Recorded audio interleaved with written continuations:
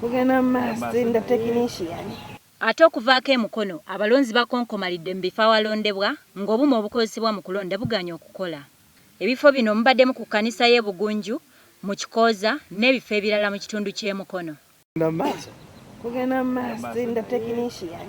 Mulindani? Omakako kafudde.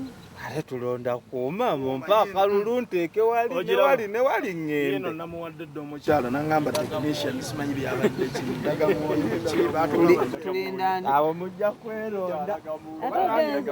Gange nesalawo kyane n'ebibazo. Eno wamaka. Bakira bano balagira abalondesa okubannyonnyola lwaki bakozesa ebyuma ebifo.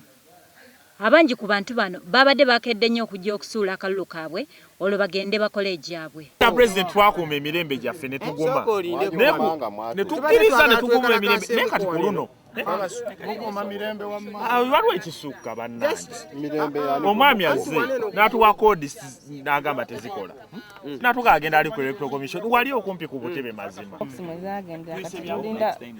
Bagenda tuwampa technician nteekamu eyiye nebatuwa empya neleka bakakola. Ekyamisa mama Sara akalulu ekawuga yali nsu. Ate era tuwe n'oyo.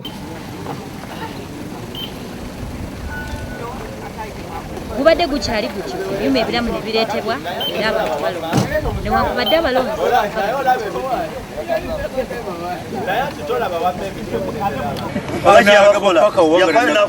ate ge tukujjidde emubende naye abantu tebajimbudde kulonda kuno ng'awalala yonna nga n'okugulawo bokisi omulonderwa kibadde kizibu anti ng'abantu abessalira tebaliiwo.